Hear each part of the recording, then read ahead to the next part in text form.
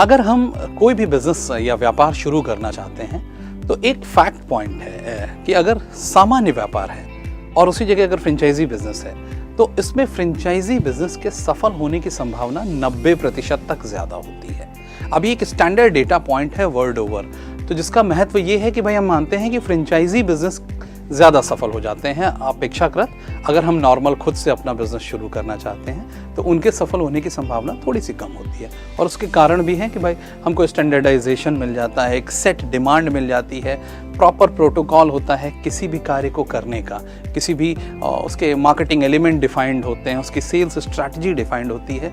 और ख़ुद से जब हम सारी चीज़ें करते हैं तो वो अमूमन हमको बहुत टाइम लगता है और उस फिनिशिंग से नहीं आती जो एक फ्रेंचाइजी बिजनेस में ऑलरेडी इस्टेब्लिश्ड नॉलेज होती है, इसलिए उसके सफल होने की संभावनाएं भी बहुत होती हैं। तो आज के इस सेशन में हम ये समझेंगे कि फ्रेंचाइजी कैसे बाय की जाती है, फ्रेंचाइजी बिजनेस को कैसे अप्रोच किया जाता है और कैसे उसको किया जाता है। Hello friends, my name is Anurag Pandey and today I am going to talk about how to buy a franchise. तो चलिए आगे देखते हैं। बहुत इंपॉर्टेंट पॉइंटर है कि ये वन ऑफ द सेफेस्ट तरीका है, buying a franchise is one of the safest ways business में इन्वेस्ट करने का, क्योंकि जैसा अभी मैं बता दे रहा था कि एक सेट प्रोटोकॉल होता है, एक सेट डिमांड होती है, कस्टमर उस ब्रांड को पहचानता है तो पहले दिन से व्यापार के चलने की, ऑपरेटिंग प्रॉफिट जनरेट करने की बड़ी अच्छी संभावनाएं होती हैं। एक तरह से जो एस्पायरिंग बिजनेस ओनर्स हैं, जो बिजनेस करना चाहते हैं, उनके लिए एक बड़ा अच्छा बिजनेस मॉडल होता है, क्योंकि वो काफ़ी फ्रंट्स पर, काफ़ी लोकेशन पर ऑलरेडी सक्सेसफुल होता है, तो उसके सफल होने की संभावनाएं बहुत ज़्यादा होती हैं। अपील होती है उसमें और एक साथ ढंग से, मतलब आप जब पैसा लगा रहे होते हैं तो उसका एक स्ट्रक्चर होता है, तो फ्रेंचाइजी खरीदने के काफ़ी सारे ये फ़ायदे होते हैं। तो चलिए देखते हैं कि फ्रेंचाइजी बिजनेस कैसे परचेज किया जाता है, उसमें क्या क्या पॉइंटर्स होते हैं जिनका हमें ध्यान रखना चाहिए। तो जो मेन एक्शंस हैं, आपको बहुत सर्टेनिटी से रिसर्च करके ठीक सा बिजनेस आइडेंटिफाई करना होता है, आपकी क्वालिफिकेशंस मैच कर रही होनी चाहिए। यानी बहुत सी फ्रेंचाइजी जो होते हैं, जो ब्रांड्स होते हैं, उनको एक ख़ास किस्म की, ख़ास योग्यता वाले या ख़ास बिजनेस साइज़ के ऑर्गेनाइजेशन से ही उनका मतलब कोलैबोरेशन होता है। तो क्वालिफिकेशन क्या है ये देखना होगा, रिक्वेस्ट कैसे सबमिट की जाती है, एफडीडी का क्या यहाँ पर महत्व है और कैसा डिस्क्लोजर पीरियड मिल रहा है, ये सारे एक्शंस इन्वेस्टमेंट के पहले आपको कंप्लीट करने होते हैं। Again, so buying a franchise, main actions यही है कि आप एग्जिस्टिंग फ्रेंचाइजीज पे जाना पड़ेगा, आपको उनको फ्रेंचाइजर को विजिट करना पड़ेगा, फाइनेंस के लिए अप्लाई करना पड़ेगा, पेपर वर्क को रिव्यू करना पड़ेगा, आपकी लोकेशन को फ्रीज करना पड़ेगा और ट्रेनिंग लेनी पड़ेगी कि कैसे इस बिज़नेस को कंडक्ट किया जाए। तो आइए जानते हैं कि ये सारे स्टेप्स को कैसे कैसे हमें अचीव करना है। अब जो पहला स्टेप है वो है कि आप श्योर हो जाएं, आप सर्टेन हो जाएं, क्योंकि फ्रेंचाइजी अगर आप लेते हैं तो वो फिजिकल लेवल पर, इमोशनल लेवल पर और फाइनेंशियल लेवल पर, तीनों लेवल पर आपसे एफर्ट्स मांगती है। आपको बहुत सारा काम करना होता है। ऐसा नहीं है कि फ्रेंचाइजी बिजनेस में it's more of a no work और आराम से बिजनेस चलेगा क्योंकि उसके सिस्टम्स बहुत स्ट्रांग है। नहीं, बहुत सारा इन्वॉल्वमेंट होता है, बहुत सारा टाइम की बैंडविड्थ आपकी जाती है, तो you need to be sure. साथ ही फाइनेंशियल इन्वॉल्वमेंट है कि एक बार में इतना पैसा लग गया, उसके बाद एक ऑनगोइंग एक्सपेंसेस भी चीज़ होती है, कितने महीनों में आपकी वर्किंग कैपिटल का बजट है, कितने दिन का आपका वर्किंग कैपिटल आपके हाथ में है, ये सारे पॉइंट्स फाइनेंशियल इन्वॉल्वमेंट मांगते हैं, तो आपको बहुत क्लियर होना चाहिए। सो सबसे पहला प्रश्न भी यही है कि you need to be sure about कि आप क्यों बिजनेस करना चाहते हैं या फ्रेंचाइजी बिजनेस करना चाहते हैं। इसकी क्लैरिटी बहुत इंपॉर्टेंट है, क्योंकि काफ़ी बार आप हाफ हार्टेड अगर ये कार्य कर रहे होते हैं तो आपको लगता है, आपको पछतावा सा होता है कि मैंने क्यों बिजनेस ट्राई किया या क्यों फ्रेंचाइजी बिजनेस ट्राई किया। आपका इन्वॉल्वमेंट होगा और जितना ज़्यादा इन्वॉल्वमेंट होगा आपके रिजल्ट्स भी उतने ही बेहतर आएंगे।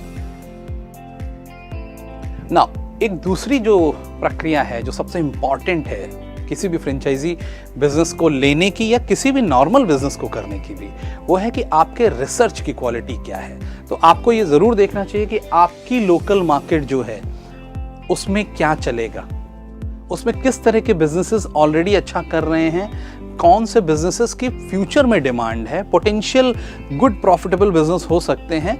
तो अभी जब आपने कोई बिजनेस नहीं किया है, आपको अपनी मार्केट को, जिस मार्केट में आप एक बिजनेस करना चाह रहे हैं या एक फ्रेंचाइजी बिजनेस करना चाह रहे हैं, आपको बहुत ध्यान रखना पड़ेगा कि आपकी मार्केट है क्या, वो कैसे स्ट्रक्चर है, उसमें किस तरह के लोग रहते हैं, रेजिडेंशियल मार्केट है या कमर्शियल मार्केट है या स्टूडेंट्स की मार्केट है, आपको ये सब डिफाइन करना पड़ेगा। यह प्रक्रिया जो रिसर्च की होती है, ये कई हफ्ते ले सकती है, ये एक दिन की प्रक्रिया नहीं है। तो इसको सुदृढ़ रखिएगा, स्ट्रांग रखिएगा और उसको टाइमलाइन में मत बांधिएगा। तो आप लीजिए 2 हफ्ता, 3 हफ्ता, 4 हफ्ता, क्योंकि आप बहुत सारा पैसा एक व्यापार में लगाने जा रहे हैं। ध्यान रखिएगा कि ये स्टैंडर्ड्स मिले। जब आप किसी फ्रेंचाइजी को परचेज करने का मन बना रहे हैं या उसको पोटेंशियल फ्रेंचाइजीज में आप गिन रहे हैं, तो आपको ये देखना होगा कि उनका रिकॉर्ड कैसा है। उनका रिकॉर्ड अच्छा होना चाहिए। जिस बाजार में वो बिजनेस ऑपरेट कर रहा है वो बढ़ता हुआ बाजार होना चाहिए, एक्सपैंडिंग मार्केट होना चाहिए, उसमें मौके होने चाहिए। एक सोशल ऑब्लिगेशन भी अगर उस बिजनेस में है तो ग्रेट फॉर दैट। जैसे एजुकेशन बिजनेसेस जो हैं, उसमें आप व्यापार तो करते हैं लेकिन साथ ही साथ आप जनरेशन तैयार कर रहे हैं, और उसमें अगर आप इन्वॉल्व होकर करते हैं तो ये एक अच्छा ऑब्लिगेशन टू सोसाइटी बन जाता है। लोकल कंपटीशन के लेवल्स क्या हैं, ये देखना होगा कि भाई लोकल कंपटीशन का किसी बिजनेसेस में मार्केट बहुत अच्छी होती है, बड़ा बिजनेस साइज होता है, लेकिन बहुत इंटेंस लोकल कंपटीशन होता है, तो उसको भी आपको बजट फॉर करना होगा। आपके रिकरिंग बिजनेस की कॉस्ट क्या है और उसका प्रोविज़न आप कैसे लेंगे, या आप फ्रेंचाइजिंग की कॉस्ट क्या है, ओवरऑल इस बिजनेस को करने की कॉस्ट क्या है, इस सारी चीज़ों का आपको रिसर्च करके रखना पड़ेगा। अब रिसर्च करने के बाद हमें ये आइडेंटिफाई करना होता है कि कौन कौन से फ्रेंचाइजी बिजनेस हम इवैल्यूएशन स्टेज पर ला रहे हैं। ऐसा नहीं है कि सारे बिजनेसेस ही आपके लिए बेहतर होते हैं, आप भी कोई 2, 3, 4 ही बिजनेस को पोटेंशियली आपके लिए अपीलिंग बनते हैं कि ये बिजनेस मेरी मार्केट में इस फ्रेंचाइजी ब्रांड के साथ अगर मैं करता हूं तो इसकी संभावनाएं हैं सफल होने की। तो एग्जामिन ईच फ्रेंचाइजी बिजनेस, वो लीजिए या उसको फाइनल इवैल्यूएशन इस फनल में डालिए जो आपके लिए बेहतर दिख रहा हो। उन बिजनेसेस को ध्यान दीजिए जो आपकी टेरिटरीज के लिए अवेलेबल हो। पता चला आपने किसी ऐसे बिजनेस को करने की सोची जो ऑलरेडी आपके एरिया में हो रहा है और पेरेंट कंपनी वो राइट्स आपको नहीं दे सकती, एक ऑलरेडी उनका बिजनेस पार्टनर है वहाँ पर। तो आपने अगर उस तरह के बिजनेस पे रिसर्च की और उन्हीं के पास पहुँच गए और बाद में उस ब्रांड ने आपको मना कर दिया क्योंकि टेरिटरी ही अवेलेबल नहीं है, तो ये एक फालतू की मेहनत हो जाएगी। तो you need to be sure कि वो बिजनेस ही इवैल्यूएट करिए जो आपकी टेरिटरी के लिए अवेलेबल है।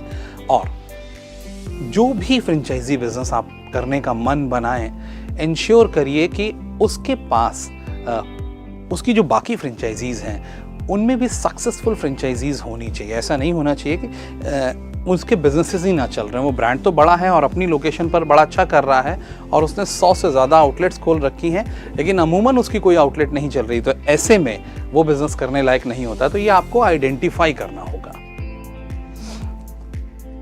अगेन एक बहुत इंपॉर्टेंट पॉइंटर है कि क्वालिफिकेशन की रिक्वायरमेंट होती है बहुत बिजनेसेस की, जो कि आपसे एक बेसिक क्वालिफाइंग स्टैंडर्ड्स चाहते हैं। जैसे अब एजुकेशन के बिजनेसेस हो गए तो वो मांगते हैं कि आपकी अपनी एजुकेशन क्वालिफिकेशन कैसी है। बहुत स्पेशलिटी बिजनेसेस में भी ये चलता है कि क्वालिफाइंग स्टैंडर्ड्स होते हैं। तो आपको ये देखना होगा कि आपकी अपनी जो प्रोफेशनल एक्सपर्टीज़ है या फाइनेंशियल एक्सपर्टीज़ है, जो आप पैसा लगाने की जो क्षमता है आपकी, वो उस बिज़नेस की रिक्वायरमेंट का पार्ट होनी चाहिए। Immediate effect of franchise growth कैसा है, बिजनेस कैसा है, ब्रांड इमेज कैसी है, गुडविल कैसा है, कुछ क्राइटेरिया जो हमको अकाउंट में देखना चाहिए कि उस बिज़नेस का क्रेडिट स्कोर कैसा है, नेटवर्थ कितनी है, कैश ऑन हैंड और आउटसाइड इनकम्स पर कैसे स्टैक कर रहे हैं, क्या नंबर्स हैं उनके। ये जो बिज़नेस जिसका आप पोटेंशियली जिसको आप खरीदने जा रहे हैं, जिसके साथ काम करने जा रहे हैं, उसमें जो मैनेजमेंट टीम है उसका अपना अनुभव क्या है, एक्सपीरियंस क्या है। वो लोग जो एक सफल मैनेजर्स हैं, जिनका एक रिकॉर्ड है, अगर वो इस बिज़नेस में भी बोर्ड के पार्ट हैं, मैनेजमेंट टीम के पार्ट हैं, तो इस बिज़नेस को बहुत अच्छे से गाइड करेंगे, ये एक संभावना रहती है। तो मैनेजमेंट टीम को भी ज़रूर देखिए और इंडस्ट्री में क्या एक्सपीरियंस है, ये सारी चीज़ों का आपको ध्यान रखना पड़ेगा। अब जब आप एक स्टेज पर आ जाते हैं कि आपने पोटेंशियली बिजनेस आइडेंटिफाई भी कर लिया कि मेरे को ये 2 या 3 बिजनेसेस आइडेंटिफाइड हैं और ये बिजनेस अगर मैं अपनी टेरिटरी में करता हूँ तो उनका बहुत अच्छा रिस्पांस मिलेगा।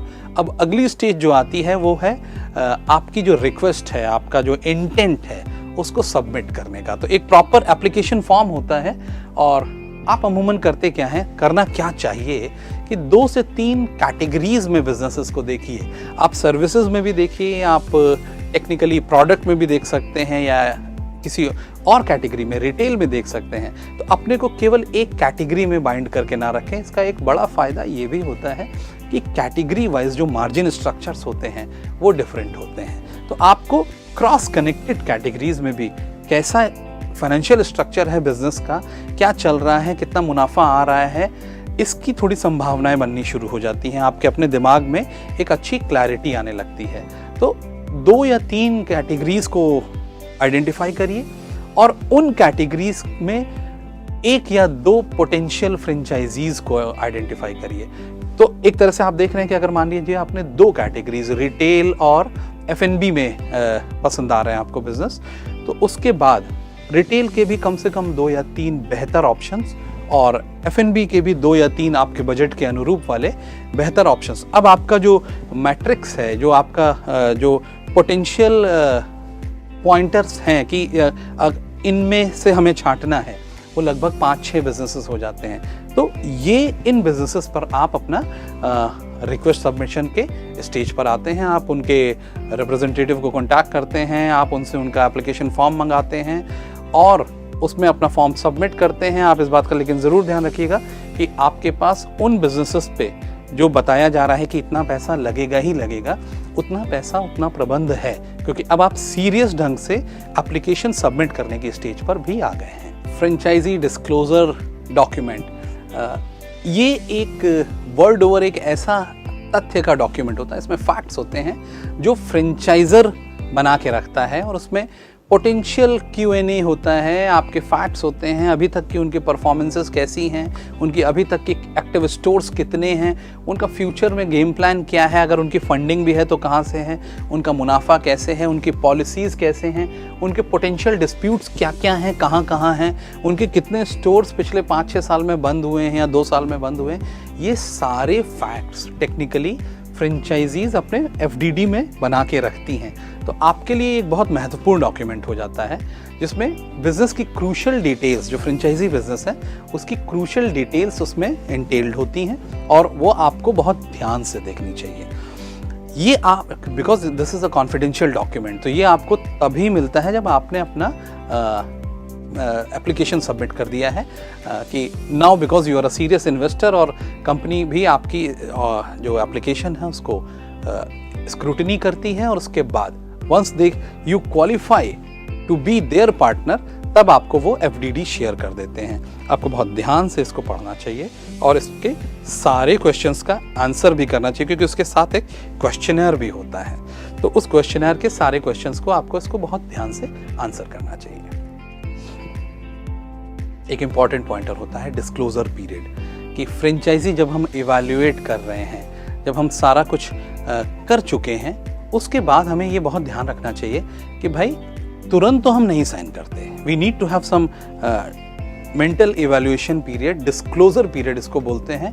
ये अमूमन 14 दिन का होता है कि FDD आपको मिल जाता है और उसके बाद लगभग 14 दिन का टाइम आप लेते हैं उस बिज़नेस को री-इवैल्यूएट करने पे। उनकी जो शर्तें हैं, जो नई जानकारी उनके फ्रेंचाइजी डिस्क्लोजर एग्रीमेंट से आपको मिली है, डॉक्यूमेंट से आपको मिली है, उसको बजट फॉर करके सारी चीज़ें समझ के तब जाकर आप अपना मन बनाते हैं कि आप इस बिज़नेस को करेंगे या नहीं करेंगे। आप अपनी ड्यू डिलीजेंस कर लेते हैं, कोई जो डिस्क्लोज्ड इन्फॉर्मेशन है उसको प्रॉपरली एनालाइज करते हैं और इसके बेसिस पर ही 14 दिन के अंदर, 14 दिन ठीक समय होता है, 14 दिन के अंदर आप उसको बिज़नेस को करना है या नहीं करना है, इसका फैसला आप ले सकते हैं। अब क्योंकि आपने फैसला ले लिया है, आप डिस्क्लोजर पीरियड भी इंजॉय कर चुके हैं, अपनी पूरी समझ बना चुके हैं, कुछ लास्ट स्टेजेस हैं जो बड़ी इंपॉर्टेंट होती हैं, जो बहुत वाइटल होती हैं और उनको बिल्कुल स्किप नहीं करना चाहिए। एक सबसे इंपॉर्टेंट फैक्टर होता है कि एग्जिस्टिंग फ्रेंचाइजीज जो चल रही हैं, जो मल्टीपल लोकेशंस पर उसी कंपनी के, उसी ब्रांड के जो बिजनेसेस चल रहे हैं, उन पर जाके एक बार देखिए कि एक्चुअली में क्या हो रहा है। इससे कई सारे फायदे होते हैं। बहुत सारी इंफॉर्मेशन पढ़ने पर अलग लगती है और लुक एंड फील में या ऑन ग्राउंड लाइव पर एकदम अलग होती है। आपको उनसे कॉन्टैक्ट करना चाहिए। जो बिजनेस पार्टनर्स हैं उनसे भी बहुत इंसाइटिंग मिलती है, कंपनी कैसी है, ब्रांड कैसा है, सपोर्ट कैसा मिलता है, कितना वो बिजनेस अच्छा कर रहा है, जो उस लोकेशन पर जो दूसरे फ्रेंचाइजी पार्टनर्स हैं वो कैसा कर रहे हैं, क्या क्या समस्याएं आ रही हैं, व्हाट आर द चैलेंजेस। और अगर चीज़ें ठीक हैं, औसत हैं, मतलब see there are points when every location can not be great. इसमें इसलिए आपको मेरी सलाह यही रहेगी कि कम से कम 3 या 4 जगह जाकर अपनी धारणा बनाएं। कोई एक बिजनेस पार्टनर भी बायस्ड हो सकता है कि अंडर प्रिपेयर्ड बिजनेस पार्टनर है, वीक बिजनेस पार्टनर है, फाइनेंशियल कैपेबिलिटीज ही नहीं है और वो ब्रांड को दोष देगा बहुत चीज़ों में। तो ऐसी स्थितियों को भी निगेट करना है। लेकिन आपको तो आप फिजिकली जाइए, 3, 4, 5 लोकेशंस पर उस ब्रांड की जाइए और समझिए कि उनका अपने बिजनेस पार्टनर्स को सपोर्ट का क्या मैकेनिज्म है और क्या वो बेहतर है कि नहीं। और सबसे इंपॉर्टेंट चीज़ कि फ्रेंचाइजर को भी तो विजिट करिए, जाइए, उसका ऑफिस देखिए, उनके ऑफिस में जाके उनके अगर संभव हो तो उनकी मैनेजमेंट टीम से भी मिलिए, टॉप टीम से मिलिए, उनके जो सपोर्ट टीम है उनसे मिलिए, जानिए। It is important to know कि जो लोग वो बिजनेस कर रहे हैं वो कौन लोग हैं और कितने दक्ष हैं, उनकी कैपेबिलिटीज़ कितनी हैं। चेकिंग मोड से ज़्यादा ये एक कॉमन सेंसिकल अप्रोच होती है जिसमें आप पावर ऑफ ऑब्जर्वेशन का यूज़ करते हैं कि आप जाते हैं, ऑब्जर्व करते हैं और सभी तरह से सिक्योर होना चाहते हैं, श्योर होना चाहते हैं। एक और चीज़ है कि आपके अपने दिमाग के क्वेश्चंस को काइंडली राइट डाउन करिए, क्योंकि इम्पॉर्टेंट ये है कि आपके सारे प्रश्न जब तक आंसर्ड ना हो तब तक आपको उस बिजनेस को कमिट नहीं करना चाहिए। आप 15, 20, 50 लाख रुपए लगाने जा रहे हैं अगर किसी फ्रेंचाइजी बिजनेस में, तो you need to be sure about multiple things.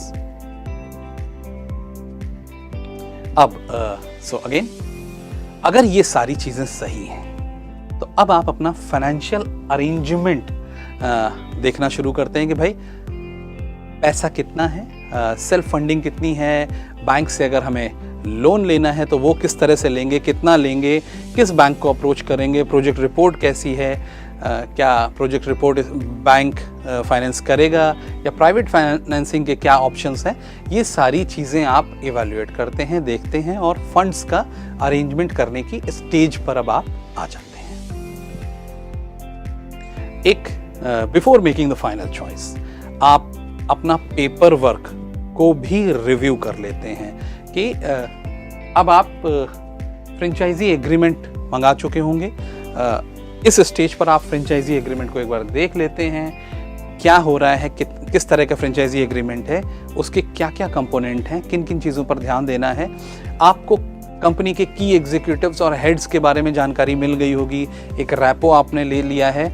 अगर ये सारे काम कर लिए हैं और साथ ही में एक अटॉर्नी, एक वकील जो आपके एग्रीमेंट को भी वे करेगा, वेट करेगा, उस पर ध्यान से देखेगा कि ये आपके हितों में है कि नहीं, ये कंप्लीटली वन साइडेड तो नहीं है, तो आप अपना पेपर वर्क भी एक बार कंप्लीटली इवैल्यूएट कर लेते हैं। अब जबकि हम पेपर वर्क भी कर चुके हैं और ऑलमोस्ट बिजनेस को साइन अप करने वाले हैं, जो the most important thing is the location.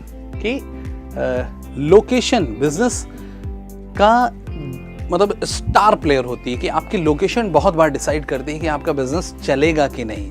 तो अगर लोकेशन चूज करनी है तो उसके लिए क्या क्या कंसिडरेशंस होनी चाहिए। ये इजीली अप्रोचेबल होनी चाहिए, ट्रांसपोर्टेशन की अच्छी सुविधाएं होनी चाहिए, लोकेशन आपकी स्पेशियस होनी चाहिए, शहर के बीच में हो तो बहुत अच्छा है, हाई स्ट्रीट हो तो बहुत अच्छा है, टाउन की सरकमफ्रेंस के अंदर ही होनी चाहिए। अगर आपका बिजनेस आउटवर्ड लोकेशन नहीं मांगता है या बहुत बड़ी लोकेशन, जैसे कार के बड़े बड़े ऑटोमोबाइल्स के शोरूम होते हैं, नॉर्मली आउटवर्ड लोकेशन इसलिए मांग लेते हैं कि बहुत बड़े शेड्स होते हैं, 10,000 स्क्वायर फीट के से ऊपर के शेड्स होते हैं, या वेयर हाउसिंग के जो बिजनेसेस होते हैं वो ज़्यादा बड़ी लोकेशन मांगते हैं, तो वो शहर के बाहर भी हो जाते हैं। लेकिन अमूमन 95% टाइम्स में आपकी लोकेशन शहर के अंदर एक अच्छी एक्सेस रोड पे होनी चाहिए, वहाँ ग्राहक के आने जाने की सुविधा बहुत इत्मीनान से होनी चाहिए, ट्रांसपोर्टेशन फैसिलिटीज़ अवेलेबल होनी चाहिए, और जिस लोकेशन को आप आइडेंटिफाई कर रहे हैं, जो भी प्रॉपर दैट मॉल है या जो भी है, उसमें उस स्टोर को, उस जगह को के ऊपर कोई लीगल इश्यूज नहीं होने चाहिए, उसके कागज साफ सुथरे होने चाहिए जिससे आप उसकी लीजिंग फॉर्मेलिटीज़ को पूरा कर सकें। तो आपकी जो लोकेशन है उसको, जो आपके बिजनेस ने अप्रूव की है, जो आपके ब्रांड ने अप्रूव की है, जो आप दोनों को ही लगता है कि हाँ इस लोकेशन में और राइट रेंटल कॉस्ट पे, कई बार लोकेशन बहुत अच्छी है बट बहुत ज़्यादा रेंटल कॉस्ट पे आती है, तो उस तरह की हैवी बजट्स में पढ़ने की ज़रूरत नहीं है, हैवी कॉस्ट को एंटरटेन करने की ज़रूरत नहीं है। You need to have 2-3 good locations, और उन्हीं में से आपको ब्रांड के साथ मिलकर एक लोकेशन फ्रीज करनी होती है। फाइनल स्टेजेस ये होती हैं कि अब आपका, बिकॉज एग्रीमेंट भी साइन हो गया है, आपकी लोकेशन भी फ्रीज हो गई है, सारी प्रक्रियाएं शुरू हो गई हैं, तो जो लास्ट लेग्स हैं वो हैं ट्रेनिंग एंड सपोर्ट। तो इसमें आपको ध्यान देना होता है कि फ्रेंचाइजिंग की जो डिफरेंट एस्पेक्ट हैं उसमें ब्रांड के इंस्ट्रक्शंस किस किस तरह से हैं और उनको किस तरह से एग्जीक्यूट किया जाएगा, ब्रांडिंग कैसे होगी स्टोर की, किस तरह से लुक एंड फील तैयार होगा, एस्थेटिक्स कैसे होंगे स्टोर के, इन बातों का ध्यान रखा जाता है। तो इन स्पेसिफिकेशंस को लोकल लेवल पर फॉलो किया जाता है। कहाँ से हमें हमारे जो इनपुट प्रोडक्ट होते हैं, अगर आप खाना बनाने के काम में हैं तो आपकी जो फूड, जो रॉ फूड है वो कहाँ से आएगा, किन वेंडर से आएगा, किस कॉस्ट पे आएगा, किस क्वालिटी का आएगा, ये सारी चीज़ें आपको डिफाइन करनी होती है और लोकल मार्केट से वेंडर अप्रूव करा के ब्रांड से, सो दैट क्वालिटी का कोई इशू ना रहे, आपको ये कार्य करना पड़ता है। आपका जो पॉइंट ऑफ सेल पर जो डिस्प्लेज होते हैं या जो प्रोडक्ट प्लेसमेंट्स होते हैं, इनके बारे में क्लैरिटी होनी चाहिए कि भाई एलईडी लगेगा, नहीं लगेगा, क्या होगा, what is the look and feel.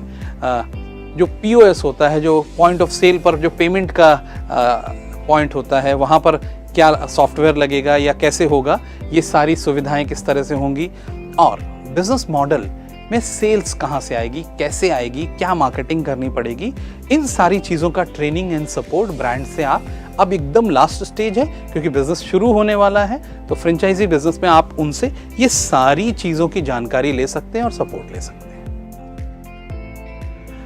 Friends, एक बहुत इम्पॉर्टेंट पॉइंटर ये होता है कि हम जब एंटरप्रेन्योर बनना चाहते हैं तो बहुत बार हम बहुत चीज़ें नहीं देखते या नहीं देखना चाहते हैं।